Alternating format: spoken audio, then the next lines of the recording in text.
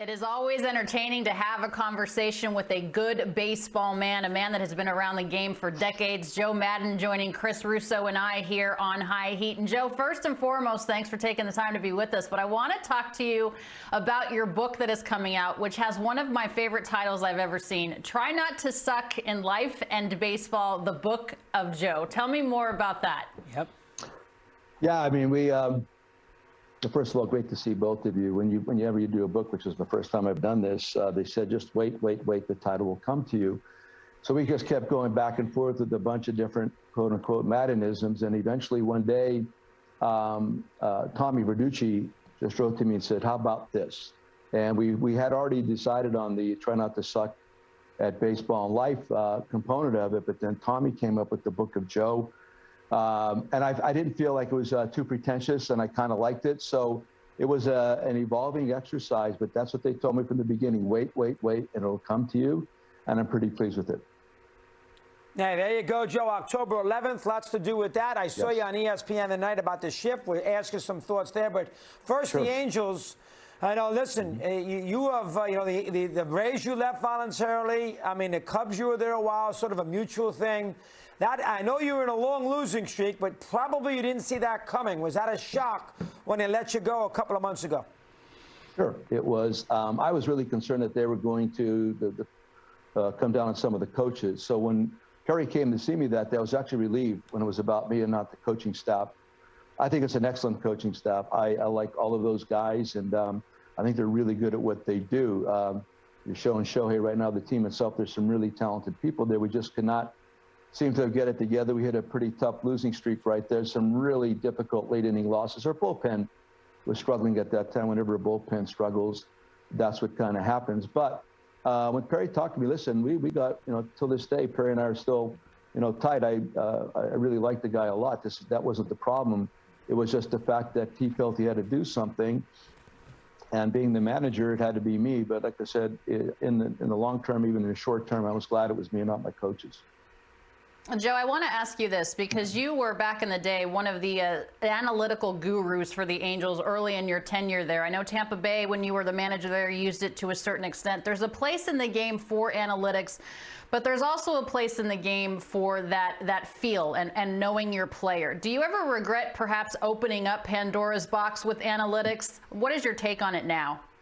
Not really, because even analytics as people know it now, I was kind of doing things like that pre-analytics in my own prehistoric method. I mean, I used to take stat sheets. I kept my own charts. I compiled things. I presented to managers and the team before every series. I mean, offense, defense, all kinds of stuff. I had been doing that. So when I get to the Rays, you have a bunch of other people able to do what you had been doing more succinctly and more accurately. That was the big thing, was accuracy, because in a one-man operation like that, it's difficult to get your spray charts right or to really evaluate where to pitch somebody because you don't see enough games. You don't see enough games against somebody else. So I've been into it for a while. I still like it. I'm still into it. But my concern and my problem is how it's implemented, how it's presented, how it's gotten to the point where the analytical department has more juice than the coaching staff and the manager. Analytics should be there to support baseball, not baseball supporting analytics. And that's my problem. I want this stuff. I love this stuff. And a lot of it that's really evolved, actually, honestly, a lot of the things that Andrew and I talked about 2006, 7, 8, whatever, when we first began together, and it's evolved into the point where you're seeing it right now. So I don't want to see it go away. I just want to see coaches and managers retain their power and have them have analytical people report to them as opposed to the other way around. I don't want analytical people in the clubhouse as nearly as much as they are. That's the part that gets kind of, I don't want to say dirty, but it gets kind of difficult because people there that really know what they know based on what's presented out of this computer, whereas the guys on the field know what they know because they've done it for 20 or 30 years.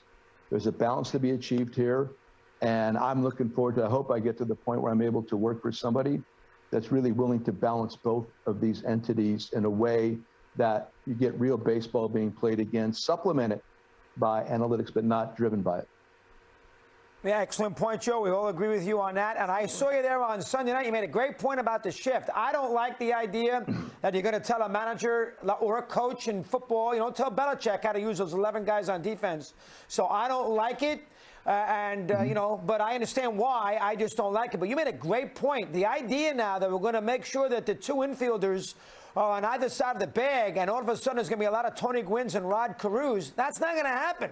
What managers are going to do, they're going to put the big left-handers up there, and they're going to still have them shoot for home runs. And if they hit a line drive to right, they get a single this time instead of hitting into a 4-3. So you made a very good point that it may not have the desired effect of more balls in play because managers are still going to put big left-hand hitters up there and big right-hand hitters up there. I thought that was very interesting. Thoughts on that for a second? Go ahead. Why wouldn't you do that even more so? I mean, to get rid of the shift, to think that it's going to encourage more singles hitter hitting the ball the opposite field, I just don't understand that. You have one less guy on the pull side for lefties. Now they got this even greater expanse to hit the ball through. You're going to have to really, I think, focus on a second baseman defensively. I've even got to the point, if you have a right-handed pitcher pitching for you that night, that you may have to have your defensive second baseman out there. And if you have a left-handed pitcher out there that night, you may have your offensive second baseman out there that night. It may come down to something like that, but that's a lot of room to cover for a second baseman against the guys, the real power-hitting left-handed hitters. So I think it's going to encourage them to try it even more as opposed to anything less. And to think that you're going to encourage hit and runs and whatever because of that, I just don't understand that thought process, because it's been there the whole time. I mean, nobody's been shifting singles hitters or line drive hitters or, you know, the David Fletchers of the world. I mean, the shift for those guys now is that the shortstop would play more deeply in the hole. That's the shift. What you're still going to see is that second baseman way up the middle or the shortstop way up the middle. And that's not going to go away. And that's pretty much what straight up is evolved into. And people don't even talk about that. What is straight up anymore? So one fewer guy on the pull side means more left-handed hitters trying to hit homers, I think. Joe Maddon, we always appreciate the insight and the education. Certainly hope to see you in a dugout in a clubhouse again, if that is your choice. We look forward to reading the book coming out on October 11th. Thanks for being with us. Yeah, Tom Verducci did a really great job, and quickly it's pretty much trying to talk about managing in the 1980s compared to now and contrasting it. There's the book. Wow, look at him.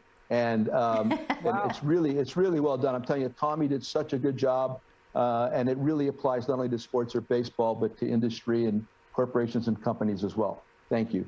All right, we are going to try not to suck at baseball or life. Joe Maddon, thanks so much for your time. Thanks for having us. Appreciate it.